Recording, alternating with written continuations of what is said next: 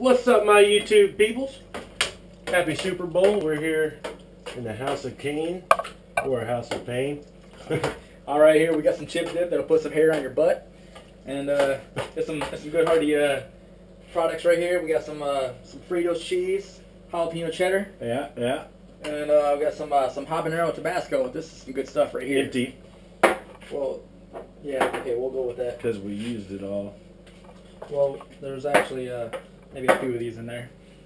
And then what else we got in here? We got 2 pounds of Mexican cheese, because you can never have enough cheese. Some taco seasoning, 2 pounds of hamburger meat, and we got a couple of jars of these jalapeno peppers up in there. These peppers are healthy. And that's our Super Bowl eat out. So, welcome to Survive It. We're going to go ahead and make a couple of jet alcohol stoves today.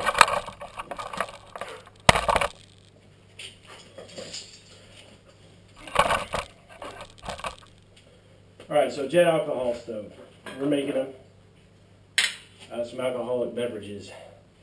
These have been, these were actually shipped from the States by my wife, because we can't get them. So, we're going to do with what we got. I wouldn't recommend doing this is like a main fire source, but it's always nice to have. You're going to have a light cook set with you anyway if you're going out for an extended stay. So let's get to it. First thing you're going to need to do is measure out the bottle.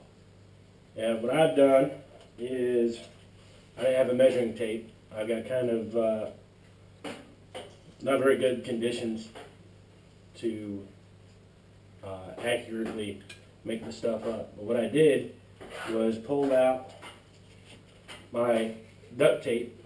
I keep this duct tape on a card. Actually, I had an extra Army values card.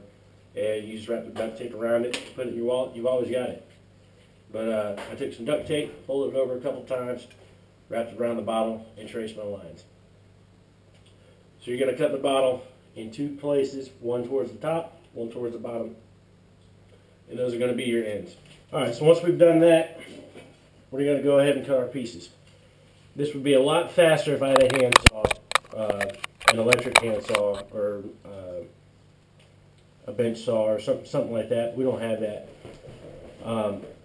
Through the magic of TV, we've already made our marks and our notches.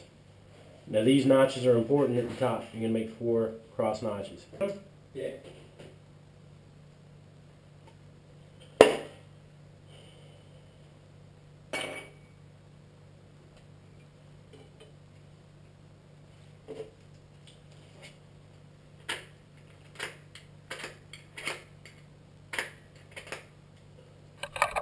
All we're going to do is clean up this lead edge so that when it fits in, it fits flush. Now the best way to do this is to take some steel wool or a file and just clean the edge up. We don't have any of that.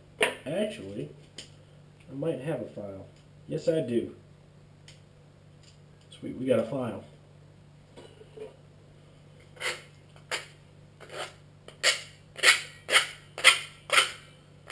Going to clean up that edge so we can get a good seal.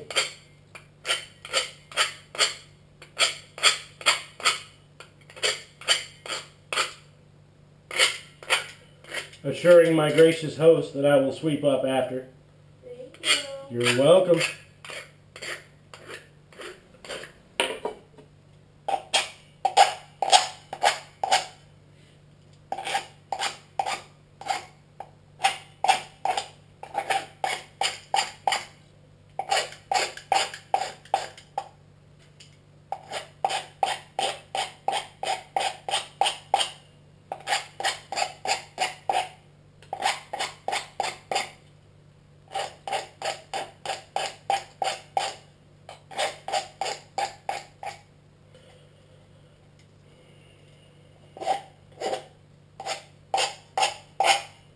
Alright, now that we got our edges cleaned up, the next step, if we were doing this in a very precise way, which we're not because we can't, is make the burner holes. So what we're going to do is pressure fit these two pieces together. So now what we're going to do, because we can't make a precision product with the tools that we have here, you can see by the edges that I did, that's the breaks of using a handsaw. What we're going to do is pressure fit these two things together. Now, this side goes down, your notch side butts up on the downside of this can. So it's going to butt up to the bottom, it's going to be touching, it's going to be pressing against it.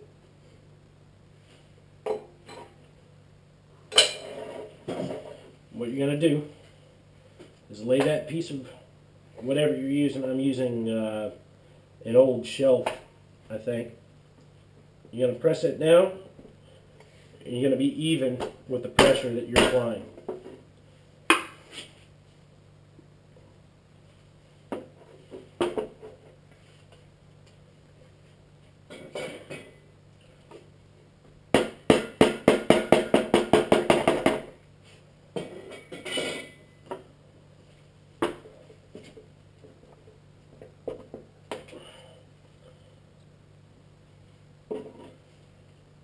And you're going to keep pressing on it until that's butted up. And that almost looks perfect. Because we can clean this edge up later. If it's not evenly level, it doesn't really matter. So we'll clean that up after.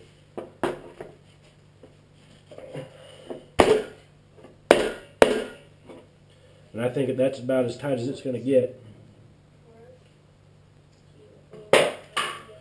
Alright, so after we do that, we're going to put in our holes for the burners. Let me see. Now the best holes that you can make for these things are going to be a very small drill bit. And we don't have the tools for that, so I'm going to have to hammer these in, which I'm not going to do on camera. But we'll get back to you in a few minutes, and we'll have those holes made up and done. All right, we're back through the magic of TV yet again. Our holes are made up.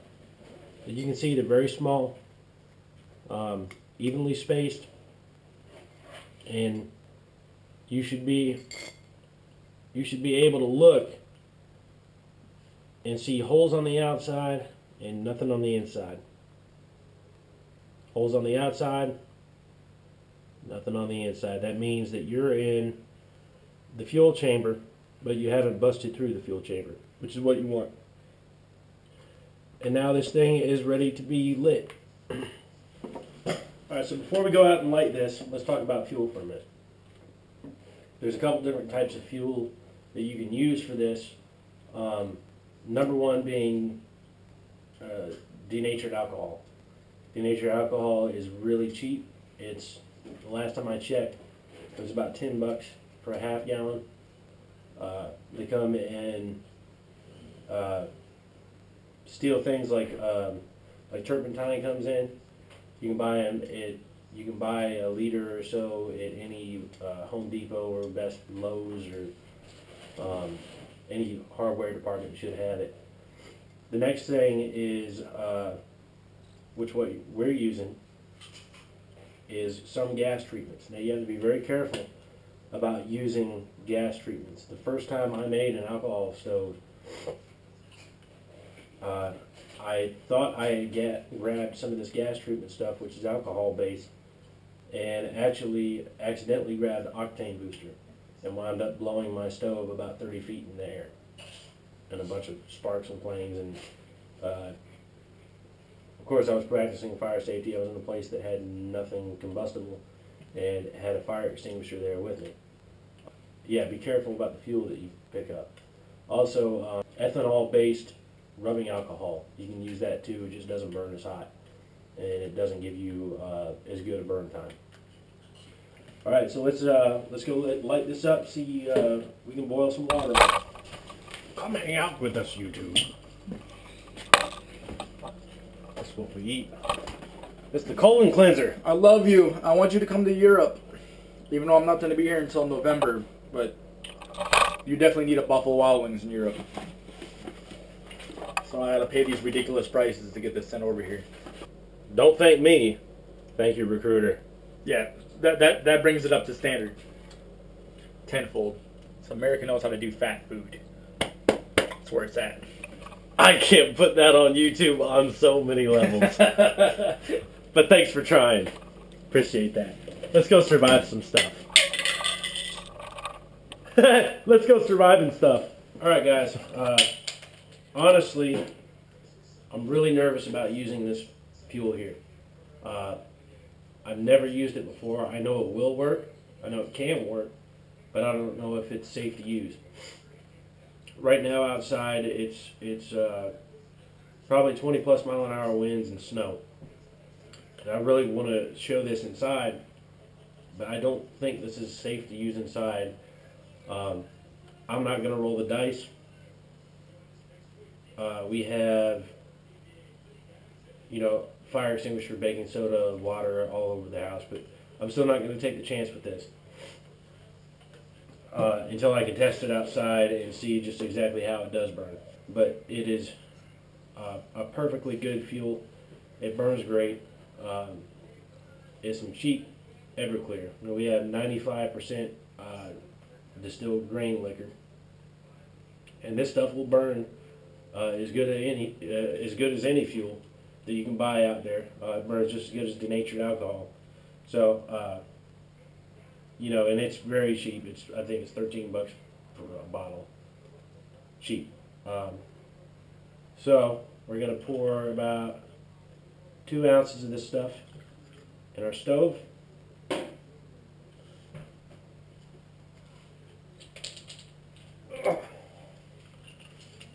So we got about 2 ounces of fuel in the stove, and we're going to try to get this done before the battery dies. We're going to light it, and it's going to sit here and preheat. Now, what happens when when you're doing the preheat on the middle of this? Pretty much all you're doing is you're bringing that alcohol up to temperature, to a vaporization temperature. Once it gets to a vaporization temperature, it's going to pull the fuel, most of the fuel, from the middle of the stove. It's going to pull it up into the fuel chamber, and then from there it's going to vaporize, and the vapors will come out the burners, and that's where you get your burners. That's just how it works. So we'll let this finish its pre-burn. We'll get back to you when we're ready to put our water on the stove. Alright, so we got our stove lit and we're doing the preheat right now. It shouldn't take but maybe a minute or so. Hopefully we got a good view, I think, of the stove. We got our pot of water here that we're going to boil. It's our GSI Outdoors mess kit, and it's just regular old, good, well-built pot. That's what I carry with me when I go out. But it's a good pot to go out and get. I think they're maybe $20, something like that. But we're gonna preheat this, and then we'll get back when we're ready.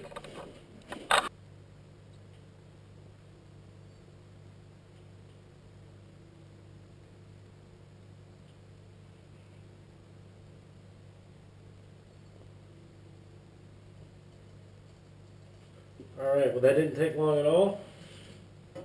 So now our water's on. And we're cooking. We'll see how long this takes to boil. Alright, I've not stopped the burning of the stove at all, and we just now reached a rolling boil. You can see down on the bottom it is boiling, or just starting to. And there we go, guys, rolling boil. Took about 3 or 4 minutes to get from standing water to rolling boil. You can see it now.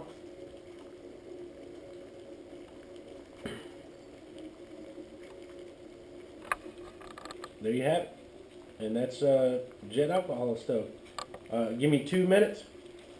I'm gonna put the stove out and take this water off. We'll have a little talk. Alright, so we put it out. We have our water sitting here. That's pretty much how jet alcohol stove works. It's not the typical jet alcohol stove that you see in a lot of places, but it's classified as an alcohol stove. It's great for last minute cooking if you have to cook in a hurry, or you're in a place that you can't burn things, or it's too wet for a fire, or there's just not enough material around for a fire. It's a good quick way to boil water in a hurry. That boil only took me 3 or 4 minutes to get from I lit the fuel to burning rolling boil. So, I mean, it's a good thing to have in your pack just in case. You keep like a little 2-ounce watertight bottle with some fuel in it. I take them out with me when I go out. That was our video on alcohol stoves. Hope you liked it. Hope you got a lot out of it. Next week's video is going to be on survival kits. Billy requested in the comment section that he wanted to see a survival kit video, so we're going to show you how to put one together on a budget with the essential items that you need to survive in an emergency situation. It might be for your car, for your backpack, but you'll be ready for it. So we'll see you later. Happy Super Bowl. My name's Swag. God bless America, and long live the Republic. Thanks for stopping by.